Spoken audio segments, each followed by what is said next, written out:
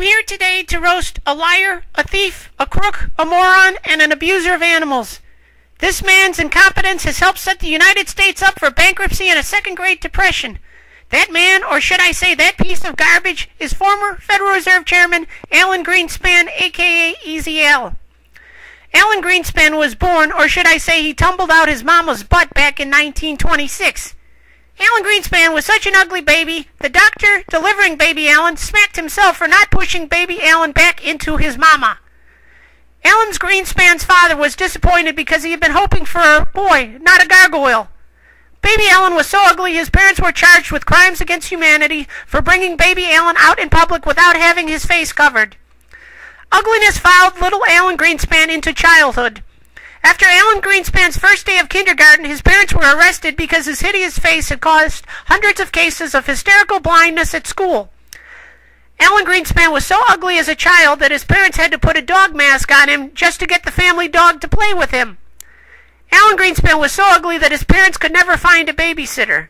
So if his parents wanted to go out for dinner, they would just put him in a cage and drop him off at the zoo or at the circus if it was in town.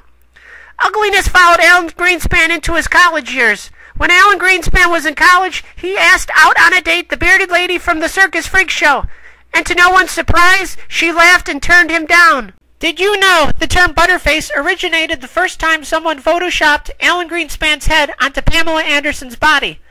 Also, the term fugly was first used when Alan Greenspan's first wife saw Alan Greenspan's face while sober. You have probably heard the term of saying someone got beat with the ugly stick. Well, the ugly stick was beaten with Alan Greenspan. Alan Greenspan is so ugly the Geneva Convention considers being forced to look at his face as cruel and unusual punishment or torture. Alan Greenspan is so crooked that Bernie Madoff called him his role model and inspiration. Alan Greenspan is so crooked he makes Goldman Sachs CEO Lloyd Blankfein look like Mother Teresa. Compared to Alan Greenspan, former Senator and presidential candidate John Edwards is Man of the Year material. Alan Greenspan is so crooked the IRS audits him every year since he tried to claim 50 houseplants as dependents. Alan Greenspan was so crooked as Federal Reserve Chairman that he used to credit his own bank account with funds from the Federal Reserve Bank. That's what I would call quantitative stealing. As Federal Reserve Chief, Alan Greenspan used to let certain Wall Street firms know in advance for a fee if he was going to change interest rates. Alan Greenspan's first marriage was annulled due to his ugliness.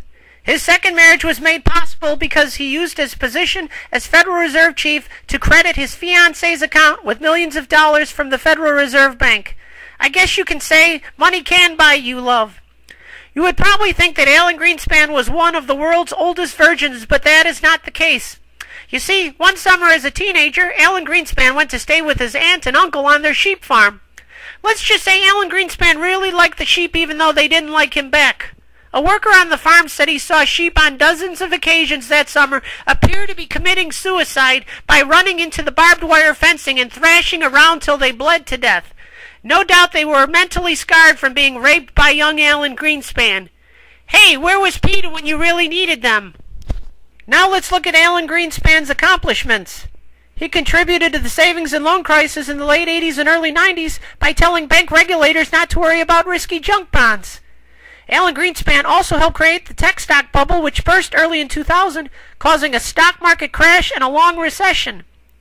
Alan Greenspan's low interest rate and easy money policies helped create what we now refer to as the housing bubble, which peaked in 2006 and has gone down ever since. Alan Greenspan will go down as the person deserving most of the blame for causing the financial ruin of the United States of America and the Second Great Depression. Thanks a lot, Al. This leads me to the subject of Alan Greenspan's incompetence. Did you know Alan Greenspan still gives Fed speeches even though he has been retired for over 6 years? The good news for us is he gives his Fed speeches in the middle of the night in his wife's shoe closet with the lights off. Also, Alan Greenspan's wife is currently looking for a nurse or nurse's aide to help around the house with Alan. I should mention that the ideal candidate should have hazardous material certification because Alan Greenspan's poop is toxic and radioactive. That's also the reason Depends Diapers dropped him as its official spokesperson. Alan Greenspan also likes to pee in the bathtub. The problem is he only seems to do it when his wife is taking a bath. Alan Greenspan also started taking Viagra, which you would think would make his wife happy. Problem is, he is blind as a bat and dumber than a bag of marbles, so he can't tell the difference between the family dog and his wife. PETA should make itself useful for a change and go after Alan Greenspan for dog rape. In closing, I would say there's a special place in hell waiting for Alan Greenspan. If there's any justice, Alan Greenspan will spend eternity being raped by animals and forced to shovel horse crap while listening to his old, incoherent Fed speeches. Till then, Alan Greenspan, stay off CNBC or any other channel stupid enough to have you on. Alan Greenspan, you are a menace to society and nobody wants to hear you make excuses or try to pass the blame for your many failures. Alan Greenspan, you are and have always been dumber than a fifth grader. That's all. Thank you and good night. This message was brought to you by Teddy Bear Industries, who believes it's never too late to throw a corrupt politician or government official in jail.